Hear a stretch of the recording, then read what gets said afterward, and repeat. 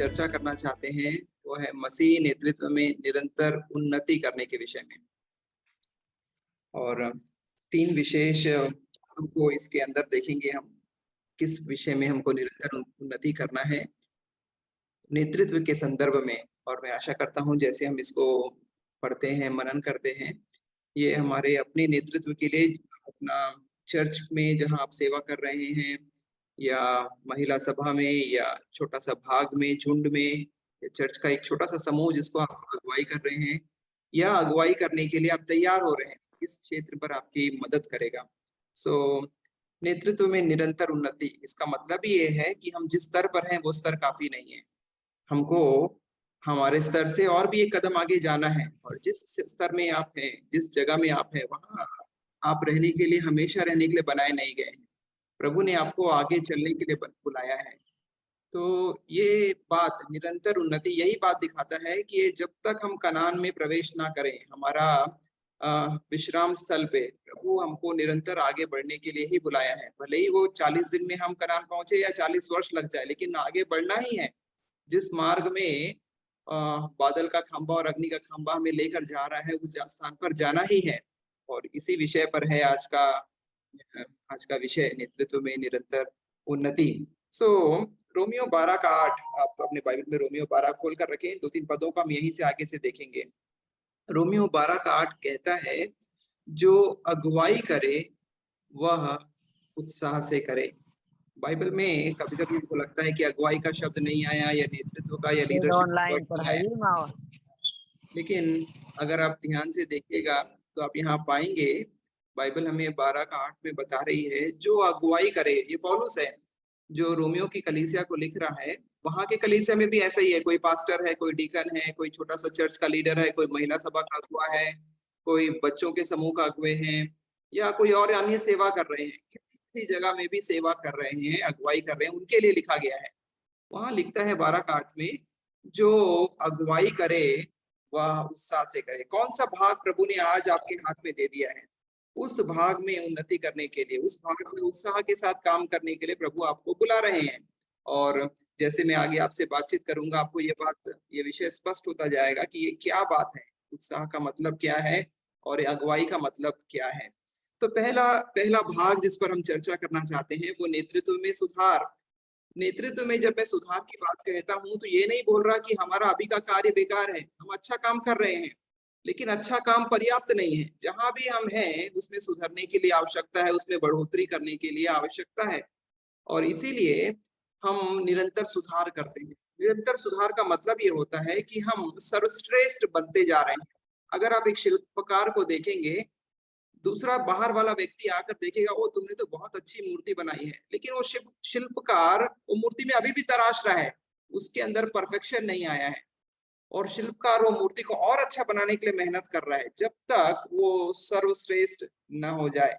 हम भी ऐसा ही एक शिल्पकार हैं अपने जीवन के लिए। हम अपने जीवन को तराशते रहते हैं और सर्वश्रेष्ठ बनने के लिए हमारा प्रयत्न निरंतर है। जो सेवा प्रभु ने आपको दी है, आप बहुत अच्छा काम कर रहे हैं अपनी सेवा में, उसमें दो राय नहीं है, लेकिन उस सेवा से हम संतुष्ट नहीं होना है। अपनी जगह में संतुष्टि के साथ मत बैठिए, लेकिन आगे बेहतर प्रदर्शन करने के लिए, सर्वश्रेष्ठ बनने के लिए आप परिश्रम करते चले जाइए।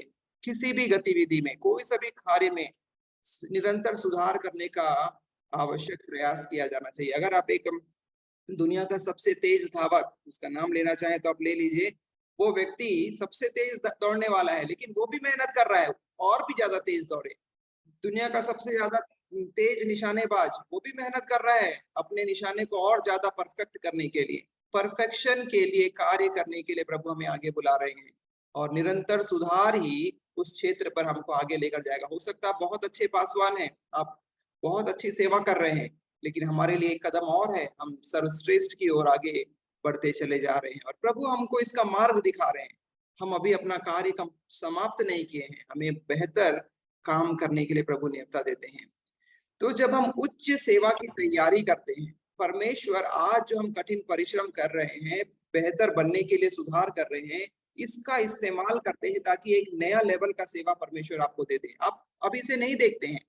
आज 11-12 तारीख है, आज 12 सितंबर को आप ध्यान नहीं देख रहे हैं 2022 में कि 2023 में परमेश्वर आपको क्या सेवा प्रदान करना चाहते हैं, नहीं मालूम है, हमको दिखाई नहीं देता है, हमारी आंखों से नहीं देख सकते, लेकिन परमेश्वर आपको तैयार कर रहे हैं एक ऐसी सेवा के लिए। और जब हम उस सेवा के लिए तैयार होने के लिए तैयार हो जाते हैं, प्रभु हम मेहनत करेंगे, हम सुधरने को तैयार हैं, हम बेहतर प्रदर्शन करने के लिए तैयार हैं, एक नया स्तर का परमेश्वर आपको सेवा प्रदान करेगा। कई बार नेतृत्व में सुधार करने के लिए हम यही सोचते हैं, हमको परमेश्वर हमको सिर्फ चर्च में ही या फिर पासवान के रूप में ही बुलाएगा, तभी हमको नेतृत्व का सेवा करना पड़ेगा। शायद हम में से हर एक लोग पासवान नहीं बनेंगे, लेकिन तो भी आप अगुवे हैं। पासवान ही अकेला एकमात्र अगुवा नहीं हो सकता। पासवान को परमेश्वर ने कलीसिया को चलाने के लिए बताया है, लेकिन आप अगर दूसरों के ऊपर में प्रभाव उत्पन्न करते हैं, आप एक अगुवे हैं और आपको कलीसिया को आपकी आवश्यकता है। आप अपने स्तर पर कलीसिया की सेवा कर रहे हैं। ये कभी नहीं सोचिए कि आप परमेश्वर के अगुवे नहीं है। हर एक व्यक्ति को प्रभु कहता है, यह मेरा चुना हुआ है। जो प्रभु पर भरोसा करता है, आप परमेश्वर के चुने हुए हैं और प्रभु आपका इस्तेमाल करना चाहते हैं। हर एक लोग मूसा नहीं बन सकते। मूसा एकमात्र व्यक्ति बनेगा, लेकिन मूसा के साथ हारून भी है, मरियम भी है और बहुत सारे लोग हैं, 72 लोग जिसको परमेश्वर की आत्मा ने दिया है अलग अलग काम करने के लिए। किसी को न्याय का काम करने के लिए, किसी को दौड़ धूप का काम करने के लिए, किसी को खरीदारी करने का काम करने के लिए। परमेश्वर का आत्मा आपको अलग अलग सेवा प्रदान करता है। अगर रोमियो 12 अध्याय पढ़िएगा, उसमें सेवा का लिस्ट है, अलग अलग प्रकार का सेवा है जिसके लिए परमेश्वर ने आपको बुलाया है। हर एक व्यक्ति जो आज मेरा बात सुन रहा है, आप एक अगुवे हैं, क्योंकि आपका प्रभाव दूसरों के ऊपर में पड़ता है। हम सब जबकि अगुवे हैं, हमारा प्रभाव दूसरों के ऊपर में पड़ता है। इस प्रभाव को बेहतर करने के लिए हमें प्रयास करना है। आज हमसे सिर्फ 2 ही लोग प्रभावित होते हैं, क्या हमारा प्रभाव इससे ज्यादा हो सकता है? आज हम थोड़ा कैपेसिटी में ही प्रभावित कर सकते हैं, क्या हमारा कैपेसिटी बढ़ सकता है? सबसे पहला बात है सुधार करने के लिए अपने कमजोरी को पहचाने। हम में से कोई भी अपनी कमजोरी को ना सोचता है ना पहचानने के प्रयास करता है, लेकिन दिन में या हफ्ते में एक दिन अलग ले लीजिए, एक क्षण अलग चले जाइए और पहला काम ये करना है, अपनी कमजोरी को पहचानिए। हमारा कमजोरी हमारा शर्म है, क्योंकि अगर मैं अपना कमजोरी आपको बताऊं, आप मेरा खिल्ली उड़ाएंगे, और आपका कमजोरी आप मेरे को बताएंगे, शायद मैं आपका खिल्ली उड़ाऊंगा। हमको हमारा कमजोरी शर्म लगता है, लेकिन प्रभु इसी कमजोरी में अपनी सामर्थ को सिद्ध करना चाहते हैं। पौलुस ने पहचान लिया था, प्रभु मेरी सारी दुर्बलताओं में परमेश्वर की सामर्थ सिद्ध होती है। प्रभु हम पर यही कृपा करें। जब हम अपनी कमजोरी को देखें, प्रभु बोले, प्रभु मेरे इस कमजोरी में आपकी सामर्थ को प्रकट कर और मेरी शक्ति को विकसित कर। प्रभु ऐसा काम आपके लिए करेंगे। अपनी कमजोरी को देखिए और उस जगह में सुधार कीजिए। चर्च में जो नेतृत्व है वो अभी भी सर्वश्रेष्ठता से कम क्यों है? अभी भी हमारे चर्च में अभी भी लोग कंप्लेन करते हैं, अभी भी हमारे चर्च में जैसा होना चाहिए वैसा नहीं होता है। ये शायद पासवान की गलती नहीं है, हमारा विश्वास की कमी है, या फिर हमारे कार्य के लिए हम कलीसिया में उचित प्रभाव नहीं दे पाते, इसलिए भी ऐसा काम हो सकता है। कुछ कुछ कारण है जिसको मैं आपके सामने रख रहा हूँ। हमारा चर्च में, हमारा कलीसिया में अभी भी चर्च सर्वश्रेष्ठता के साथ प्रदर्शित क्यों नहीं कर रही है? हमारा चर्च का समाज में इतना अच्छा प्रभाव होना चाहिए, वो नहीं हो रहा है, क्यों? शायद हम सबों के पास एक लक्ष्य की कमी है, जो हमारे विश्वास को चुनौती देना है। हमारा कलीसिया में, हमारा कलीसिया के हर एक अगुओं के पास एक लक्ष्य होना चाहिए। हम कहाँ आगे बढ़ रहे हैं? 2022 में हम यहाँ पे हैं, 2023 में कहाँ देखना चाहते हैं? अपने चर्च को, अपने चर्च के प्रभाव को, आपकी सेवा को, आपके सेवा के प्रभाव को। एक लक्ष्य की शायद हमें कमी हो सकती है, और क्योंकि लक्ष्य स्पष्ट नहीं है, हम सर्वश्रेष्ठ प्रदर्शन नहीं कर पा रहे हैं। दूसरा कारण है, शायद हमारा विश्वास कमजोर है।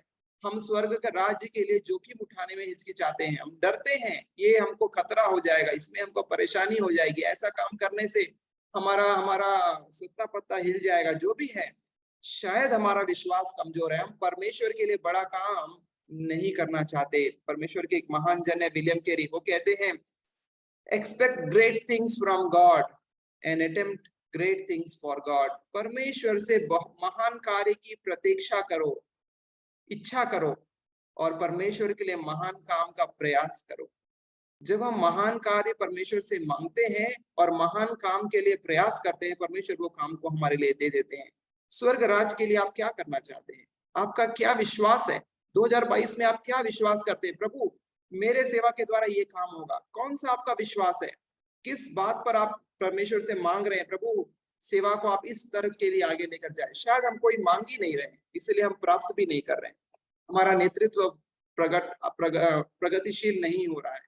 प्रभु हम पर कृपा करें, हमारा एक लक्ष्य होना चाहिए की ओर हम आगे बढ़े, हमारा एक विश्वास होना चाहिए प्रभु ये लक्ष्य को जो मेरे हाथों से संभव नहीं है, आपके आशीष के द्वारा ये प्रकट हो जाए। शायद हम मसीह का उद्धार का जोश दिखाने में कमजोर हैं, जो उत्साह प्रभु ने हमको उद्धार के समय दिया था वो ठंडा पड़ गया है। एक कलीसिया के बारे में प्रकाशित वाक्य में कहते हैं कि तुम गुनगुने हो गए हो, मैं तुमको उगलने पर हूँ। गर्माहट घूम गया है, कहाँ चला गया गर्माहट पता नहीं है। शायद मसीहों के अंदर ये हो चुका है, गुनगुने हो गए हैं, ठंडे की ओर आगे बढ़ रहे हैं, और प्रभु कहते हैं मैं तुम्हें उगलने पर हूँ। इसीलिए हम सर्वश्रेष्ठ प्रदर्शन नहीं कर रहे हैं, हम उदास हैं, उत्साही नेतृत्व हमारे अंदर में नहीं है। परमेश्वर का जो प्रेम है, आनंद है, उत्साह है, वो हमारे अंदर खो चुका है, और हम नए अनुयायियों को उत्पन्न नहीं कर पा रहे हैं। हमारे अंदर कोई जज्बा नहीं है, कोई जुनून नहीं है जिसके लिए हम जल रहे हैं, अग्नि गायब हो चुकी है, और शायद इसलिए हम सर्वश्रेष्ठ प्रदर्शन नहीं कर पा रहे हैं। या ऐसा भी हो सकता है, शायद हम कठिन परिस्थितियों को, जाल को समझने और उसका साहस के साथ निपटने के लिए इच्छुक नहीं है। कठिन परिस्थिति है हमारे चारों ओर, हम इसको समझना नहीं चाहते, हम इसको साहसपूर्ण इसका सामना नहीं करना चाहते। आपके आगे हमारा उत्साह इसलिए कम हो जाता है क्योंकि कठिन रास्ता है, कठिन रास्ता हमारे जज्बे को तोड़ देती है। शायद हमारे साथ ऐसा हो रहा है, हमारा जज्बा टूट जा रहा है। प्रभु हमको एक लक्ष्य दे दे, प्रभु हमारे विश्वास को मजबूत कर दे, प्रभु हमारे अंदर एक जुनून दे दे, अग्नि जला दे, और प्रभु हमको साहस के साथ हमारे कठिन परिस्थितियों को निपटने का ताकत दे दे।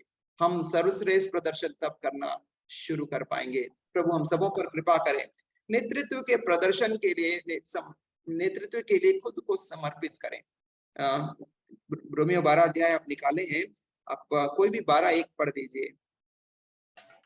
इसलिए हे भाइयों, मैं तुमसे परमेश्वर की दया स्मरण दिलाकर विनती करता हूँ कि अपने शरीरों को जीवित और पवित्र और परमेश्वर को भावता हुआ बलिदान करके चढ़ाओ, यही तुम्हारी आत्मिक सेवा है। ओके, तुम्हारे शरीरों को जीवित, पवित्र और परमेश्वर को भावता हुआ बलिदान करके चढ़ाओ। जब हम आत्मिक सेवा कर रहे हैं, हमको समर्पित करना है अपने शरीर को, जीवित जिंदा ही परमेश्वर के हाथ में देना है, पवित्र ही परमेश्वर के हाथ में देना है।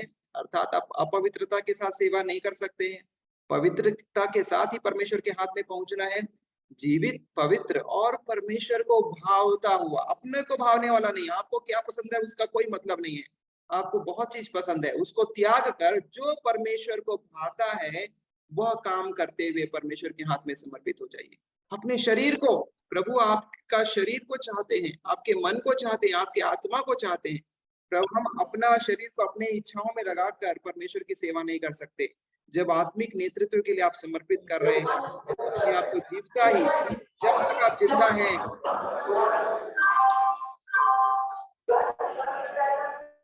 जब तक आप जिंदा हैं आपके लिए सेवा का समय है। जिंदगी के बाद सेवा नहीं है। अगर आप सेवा करना चाहते हैं, आपका यही जिंदगी में जिसमें आप जीवित कहलाते हैं, यही जिंदगी में है। इसके बाद आपके लिए कोई सेवा नहीं है। इसके बाद परमेश्वर आपका निर्धारण करेंगे आप क्या करेंगे। जीवित ही आप सेवा कर पाएंगे, पवित्र ही आप सेवा कर पाएंगे, और जब आप परमेश्वर को भावता हुआ बलिदान चढ़ाएंगे तभी आप परमेश्वर का सेवा करेंगे। ऐसा ही करके आत्मिक सेवा संभव है। यहाँ पे चढ़ाओ जो शब्द है, ये क्रिया है, चढ़ाना है, चढ़ाओ। ये शब्द के बाद 36 बार कंटिन्यूअस प्रेजेंट टेंस का उपयोग किया गया है। कंटिन्यूअस प्रेजेंट टेंस मतलब करते रहो, बार बार करते रहो, कंटिन्यू वो काम करते रहो। 36 शब्द है, उतना शब्दों को हम नहीं देख सकते हैं। कंटिन्यूअस टेंस का मतलब है ये एक बार नहीं करना है, चढ़ाना एक बार है। अपने शरीर को एक बार आप चढ़ा दिए हैं, परमेश्वर के हाथ में सौंप दिया, वापस नहीं ले सकते। चढ़ाने के बाद जैसा यीशु मसीह बोलता है क्रूस पर, अपना हाथ हल पर चढ़ा रखता है और पीछे मुड़कर देखता है, वो मेरा चेला योग्य नहीं हो सकता। यीशु मसीह का कथन है। एक बार आप रख दिए हल पर हाथ, आप वापस नहीं देख सकते। वैसे ही एक बार बलिदान कर दिए, बलिदान को आप वापस नहीं कर सकते हैं। आप यीशु मसीह के एक हाथ में एक बार आ गए हैं, इसको आप खींच नहीं सकते। ये काम करने के बाद 36 बार रोमियो 12 में आया हुआ है, बार बार करने वाले कार्य क्या क्या है। लेकिन हम उन सबको नहीं देखना चाहते। हम जो आज हमारा विषय है उससे रिलेटेड 2 बात है, उसको मैं आपको बताकर आगे हम बढ़ना चाहता हूँ। सो बार बार इन बातों को पालन करना। आप ये 12 अध्याय अच्छे से पढ़िए, कौन कौन सी क्रिया शब्द हैं। वर्ब, और क्या क्या काम करने के लिए बोला गया है, वो काम आप ध्यान से देखिएगा। सो जो बार बार करने वाला जो शब्द है उसको मैं दिखा रहा हूं आपको। रोमियो 12:8 में बार बार करना है, क्या करना है, जो अगुवाई करे वह उत्साह से करे। इस क्लास का स्लाइड का पहला स्लाइड में आपको पढ़ रहा था 18, ये बड़ा वाक्य है 12:8, जो अगुवाई करे वह उत्साह से करे। एक बार करने के लिए नहीं कहा गया। आज आप या फिर जिस दिन आपको प्रभु ने नया जन्म दिया था, उद्धार का अनुभव प्राप्त किए थे, बहुत उत्साह था, लेकिन जैसे जैसे कठिनाई आई, जैसे जैसे परेशानी आई, जैसे जैसे हम कदम को आगे बढ़ाए, हमारा उत्साह ठंडा हो गया। ये काम उत्साह से करने का काम, अगुवाई करने का काम, निरंतर करने का काम है। आप अगुवाई कीजिए, आज भी कीजिए, कल भी कीजिए, और भविष्य के हर एक दिन आप अगुवाई करना है। आप आज भी उत्साही रहिए, कल भी उत्साही रहिए, और भविष्य के हर एक दिन उत्साही रहिए। ग्लूमी फेस, उदास चेहरा, कुड़कुड़ाने वाला चेहरा परमेश्वर को पसंद नहीं है। अगर आप भजन संहिता 100 पढ़ेंगे तो आप पाएंगे जय जयकार करते हुए उसके सन्मुख आओ, आनंद से यहोवा की आराधना करो। क्यों कहता है? क्योंकि वो चाहता है कि उसके सेवक आनंदित रहना है। यीशु मसीह एक बार कह रहा था, इतना चिंता क्यों करते हो? तुम देखो जंगली शोषणों पर ध्यान देखो, वे ना बोते हैं ना काटते हैं, गौरैयों पर ध्यान दो, एक भी मेरे पिता की इच्छा के बिना नहीं गिरेगा। तुम इतना चिंता क्यों करते हो? क्यों उदास रहते हो? यीशु मसीह का शब्द, परमेश्वर का शब्द जो भजन संहिता में, आनंद से यहोवा की आराधना करो। कैसा बात है, परमेश्वर चाहते हैं कि हमारा कुड़कुड़ाहट हमसे कई कोसों मील दूर रहे। हमारा जो ग्लूमी फेस है, उदास चेहरा है, नीरस चेहरा है, ये हमारे से दूर रहना। उत्साह, जुनून और आनंद आपका भाग बनना चाहिए। एक अग्नि आपके अंदर में जलना चाहिए। आप शांत नहीं रहना है, हमारे अंदर का अग्नि ज्वलंत ज्वाला में बनना है, और हमेशा हमको जो करने के लिए प्रभु ने बोला है उसके लिए हमारी इच्छा होना चाहिए, और एक अनंत ज्वाला हमारे अंदर भड़कना चाहिए। जब बार्कले, एक बाइबल कमेंटेटर है, इसको पढ़ते हैं, वो बोलते हैं इसका दूसरा अनुवाद कर सकते हैं। वो अनुवाद इस प्रकार से है, यदि नेतृत्व करने के लिए आपको कहा जाए तो इसे आप जोश के साथ करें। अगर आप चर्च का वर्शिप लीड कर रहे हैं, आपके अंदर जोश होना चाहिए। प्रभु मैं आपकी आराधना करूंगा, मेरा सर्वश्रेष्ठ आराधना आपके लिए रहे। यदि आप कलीसिया में प्रचार कर रहे हैं, आपका सर्वश्रेष्ठ प्रदर्शन आपके लिए होना चाहिए। यदि आप लोगों को आपको कलीसिया में दरी बिछाने के लिए काम मिला है, सर्वश्रेष्ठ काम करना है, मैं सबसे अच्छे तरीके से दरी बिछाऊंगा। जब सबका चर्च आराधना होगी, आपको दरी को उठाकर समेटकर झाड़ू लगाना है, प्रभु भोज का कप को सबको साफ करना है। जोश के साथ कीजिए। आपका आनंद कहाँ है? आपका शक्ति कहाँ है? हर एक छोटा छोटा काम जो थोड़े से थोड़े में विश्वास योग्य है, वो उसको बहुतेरे का प्रभु भागी बनाएगा। प्रभु का ये बात आपके अंदर में रहना चाहिए, मेरे अंदर में रहना चाहिए। जो अगुवाई करे, जिस किसी काम को प्रभु के लिए करे, वो उत्साह से करे। कौन सा काम है प्रभु ने आपके हाथ में दिया? शायद आप बाइबल ट्रांसलेट कर रहे हैं, शायद स्टोरी बना रहे हैं, शायद लोगों को जाकर कहानी सुना रहे हैं, या पता नहीं क्या क्या काम कर रहे हैं। आप जो काम कर रहे हैं, वो काम करने के लिए आनंद और उत्साह आपका भाग बनना चाहिए, नीरस नहीं। इसको काम में आपका बेहतर प्रदर्शन है, मैं इसको सबसे अच्छे ढंग से करूंगा, और इसको करने के लिए मेरे अंदर ताकत और जज्बा है। कोई निरस्ता नहीं है, कोई कह रहा है करके मेरे को करने की आवश्यकता नहीं। सुस्ती और लापरवाही मेरे अंदर से दूर रहना है। ये है जो अगुवाई करना है, वो आनंद से करने का है। मेरा अंदर में एक नेतृत्व है, और वो अग्नि के समान उमड़ रहा है। दूसरा जो पॉइंट मैं बोल रहा हूँ, इसको मैं आगे लेकर जाऊंगा। नेतृत्व में हमेशा उबलते रहो, उत्साही रहो। क्या क्या कहना चाहता है यहाँ पे? रोमियो 12:11 को आप अपने बाइबल में पढ़िएगा, कोई भी स्पष्ट शब्दों में।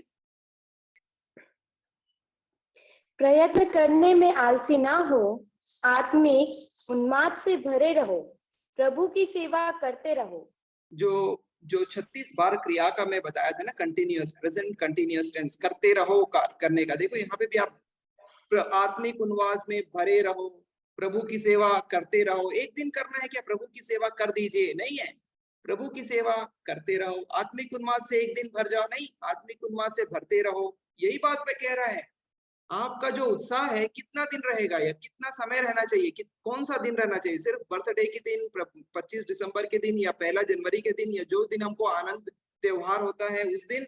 नहीं, हमारा आत्मिक उन्माद से भरे रहना। आज संडे हो, मंडे हो, ट्यूसडे हो, वेडनेसडे हो, हम चाहे संडे में हो या संडे से बाहर हो, हमारा आत्मिक उन्माद और हमारा सेवा प्रतिदिन का सेवा है। ये आनंद हमारे अंदर में दिखना चाहिए। लोग पहचानना है इसके अंदर में कैसा जुनून है, ये क्या जोश है, क्या चीज उबल रहा है इनके अंदर में। इनके अंदर में कुछ तो है जो अद्भुत है, ये परमेश्वर का काम है, आपका और मेरा काम नहीं है ये अद्भुत होना, ये अंदर से उन्मादी होना। हैरिंगटन लीज इस प्रकार से कहते हैं, ये इसी का अनुवाद करते हैं, प्रयत्न में आलसी नहीं हो, लेकिन आत्मिक उन्माद की जगह में वो कहते हैं पवित्र आत्मा द्वारा उबलते बिंदु पर रखा जाए और स्वामी की सेवा करते रहो। पवित्र आत्मा के द्वारा आप उबलते रहो, उन्माद से भरे रहो लिखा है ना, उसको इनका अनुवाद करते हैं पवित्र आत्मा के द्वारा आप उबलते रहो। आप पानी को उबलते हुए देखते हैं, हमें हर एक लोग गर्म पानी से जब नहाते हैं, आप उबालते हैं पानी को, आप देखिए पानी कैसे उबलता है, वो स्थिर नहीं रहता, उबलते रहता है, उबलते रहता है, अपना जगह में वो बाहर आना चाहता है, बाहर आने का प्रयास कर रहे हैं, बुलबुला निकलते चला जा रहा है। हमारा अंदर का बुलबुला इसी प्रकार से होना चाहिए, शांत नहीं है। हम लोग आराम से बैठे हुए शांत और कोई ध्यान में खोए हुए, कोई संत लोगों के समान खोए हुए नहीं, हमारा अंदर का जज्बा उमड़ रहा है और कुछ करने के लिए जज्बा निकल रहा है। छोटे हैं, बड़े हैं, जवान है, जो कोई भी आपके अंदर कुछ करने का जज्बा उमड़ रहा है, उबल रहा है। यही बात हैरिंगटन लीज कहते हैं, पवित्र आत्मा द्वारा उबलते बिंदु पर आप रहे रहो, उबलते रहो, हमेशा उबलते रहो। यही है जोशीली सेवा। इसी के लिए नेतृत्व की ओर आपको ये पद इंगित करता है, आपका सेवा उन्माद से भरा रहना चाहिए। उन्माद से अर्थात उबलते हुए बिंदु पर पवित्र आत्मा के द्वारा उबल रहे हैं, एक जोशीली सेवा है जिसके लिए आप तैयार हो रहे हैं। विशेष अवसरों पर, त्योहारों पर उबलना बहुत आसान है। जब आत्मिक जागृति चल रही है, हम लोग हालेलुया प्रेज लॉर्ड बहुत आसानी से कर सकते हैं, खूब आनंद है, खूब खुशी, हमारा अंदर मन भरा भरा लगता है। लेकिन जैसे ही मसीही जागृति सेवा खत्म होती है, हमारा उन्माद भी ठंडा पड़ता है। प्रभु चाहते हैं कि हमारा उन्माद, चाहे जागृति के बीच में या जागृति के बाहर, कोई कंप्लेन नहीं है, कोई कंप्लेन नहीं है, लेकिन हम उन्माद से भरे हुए हैं, आनंद से प्रभु की सेवा कर रहे हैं। कई अवसर आएंगे जब आप शिकायत करने के लिए तत्पर हो जाएंगे। अपने मनों को शिकायत से दूर रखें और बोले प्रभु को, प्रभु यही समय है जब मुझे आपकी पवित्र आत्मा की आवश्यकता है, यहीं पर मुझे उबलना है, मुझे उबलने के लिए मुझे सहायता दे दीजिए। प्रभु आपको करेंगे। यीशु मसीह का कोई ऐसा क्षण नहीं था जहां वो कुड़कुड़ाए हैं, कंप्लेन किए, कोई भी क्षण नहीं है। हर एक क्षण में उनके पास में आत्मिक उन्माद है, वो आत्मा से भरे हुए हैं और काम करने के लिए, यहाँ तक कि खाना भी रख दिया साइड में, और काम करने के लिए वो उनके अंदर में प्रभु का आत्मा काम कर रहा है। तो प्रभु का पवित्र आत्मा जो है वो हमारे जीवन का एक भट्टी है, जहाँ पे ईंटें गर्म होती है, जहाँ पे हम उबलना शुरू करते हैं।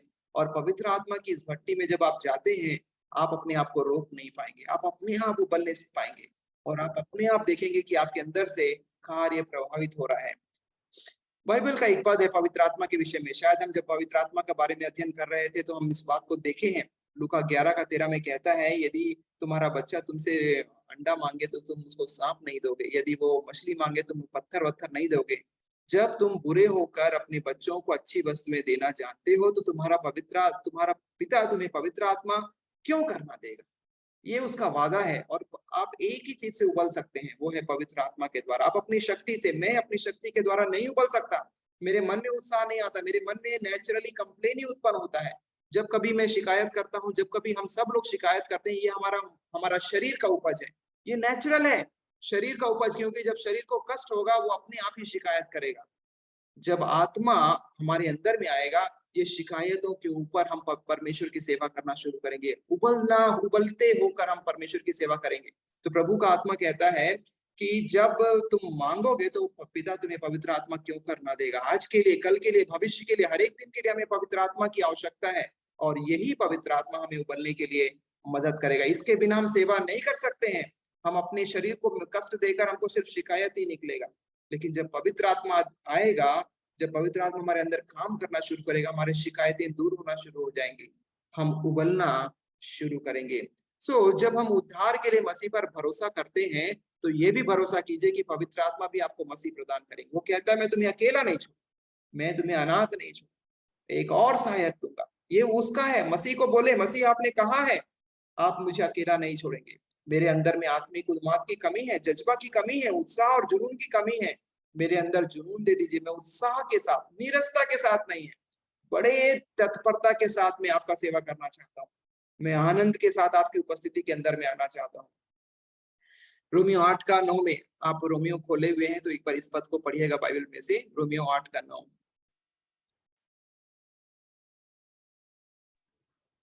परंतु जबकि परमेश्वर का आत्मा तुम में वसता है तो तुम शारीरिक दशा में नहीं परंतु आत्मिक दशा में हो। यदि परंतु किसी भी जबकि ईश्वर का यदि किसी में आत्मा मसीह का आत्मा नहीं तो वह उसका जन नहीं। ऑल राइट, थैंक यू आप दोनों के लिए जो बाइबल किसे पढ़े हैं। लास्ट लाइन पर ध्यान दीजिए, यदि किसी में मसीह का आत्मा नहीं तो मसीह का भी नहीं।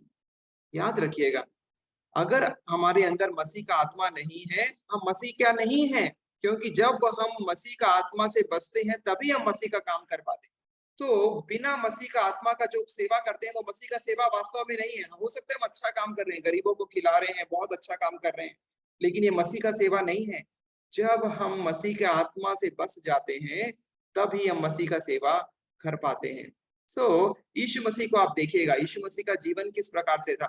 जब यीशु मंदिर में आया है और वहां पे देखा है कि लोग क्या क्या बेच रहे हैं मंदिर के अंदर में, वो बहुत गुस्सा हो गया, सबको खदेड़ कर बाहर किया है। और तब वहां चेले लोग कहते हैं, हमें स्मरण आया कि बाइबल में लिखा है तेरे घर की धुन मुझे खा जाएगी। जो शब्द पर मैं आपका ध्यान लाना चाहता हूँ वो है धुन। तेरा घर का धुन, जुनून, तेरा घर का उत्साह मुझे खा जाएगी। मैं तेरा घर के लिए इतना ज्यादा चिंतित हूँ, इतना ज्यादा धुन में हूँ, मुझे पसंद नहीं है प्रभु तेरे प्रार्थना का घर में कोई लोग डाकुओं का खो बना दिए हैं।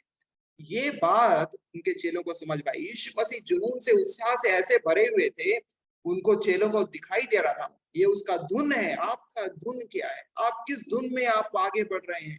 क्या है आपका धुन? सुबह उठते हैं क्या सोचते हैं, रात में सोते हैं क्या सोचते हैं, क्या है हमारा धुन? यीशु मसीह की तीव्रता को देखिए यहाँ पे।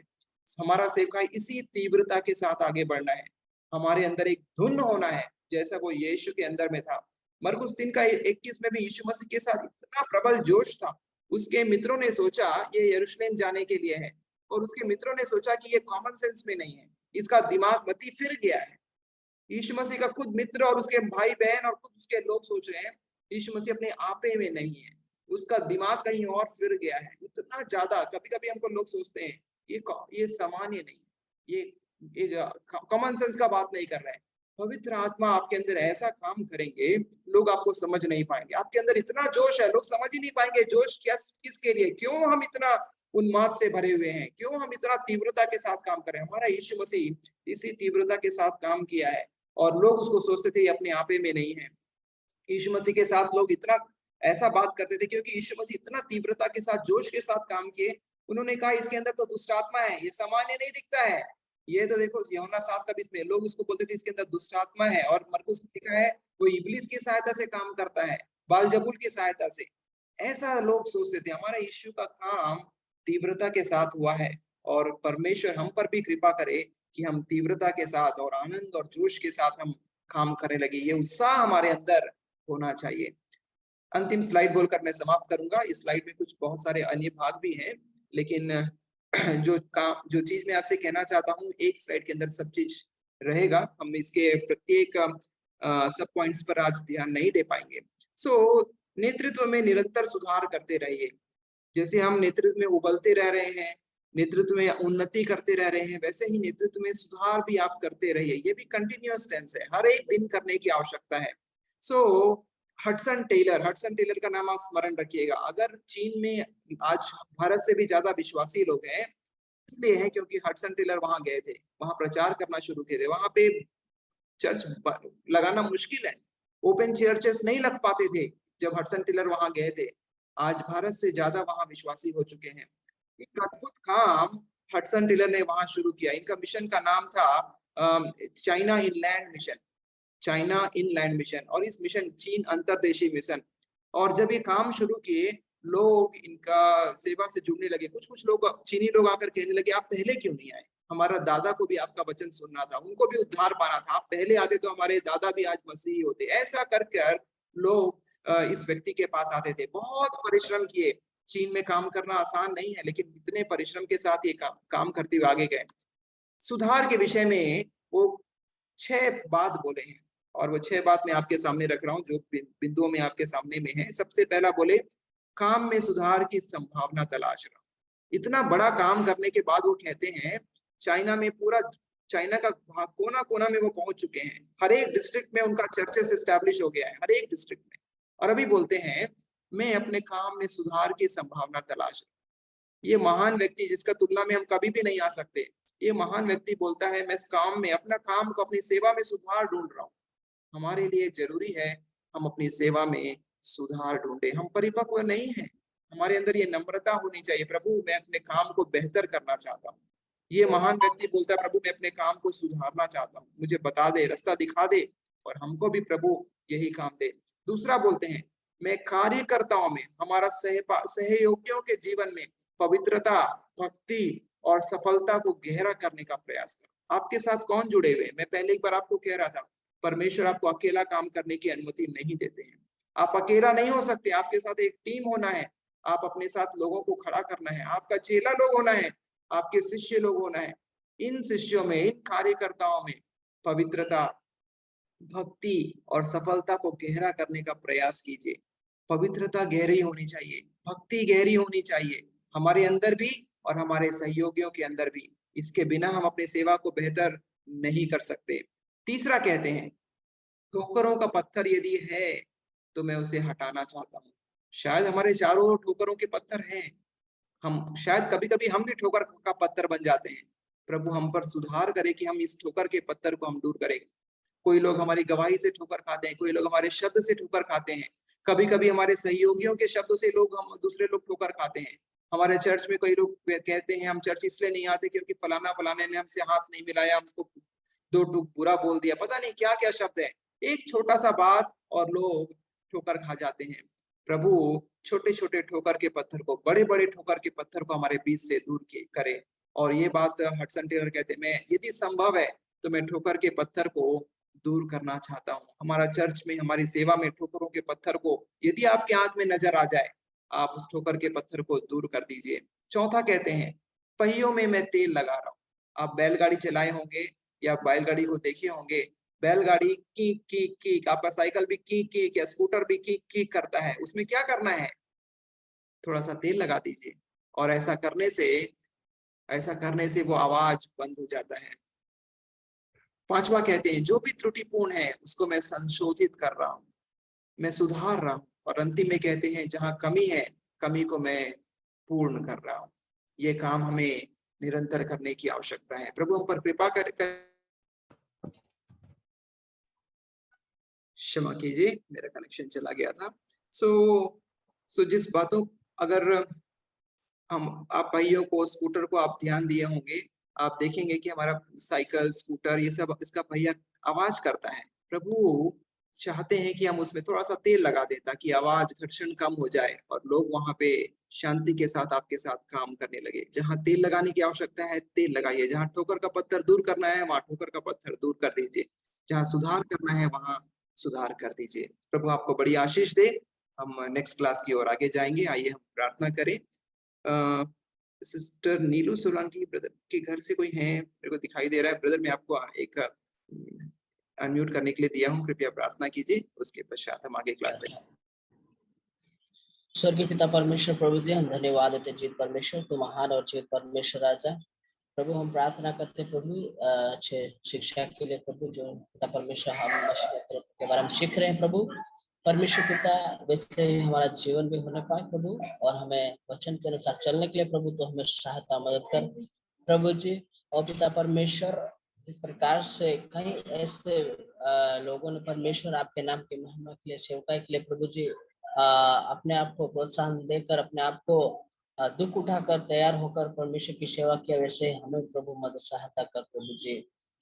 हम प्रार्थना करते हैं प्रभु जी आगे का समय प्रभु, जो और दूसरी क्लास है उसमें जब हम जाते परमेश्वर, और भी हमें सीखने के लिए प्रभु ज्ञान बुद्धि कर समझ देना प्रभु जी।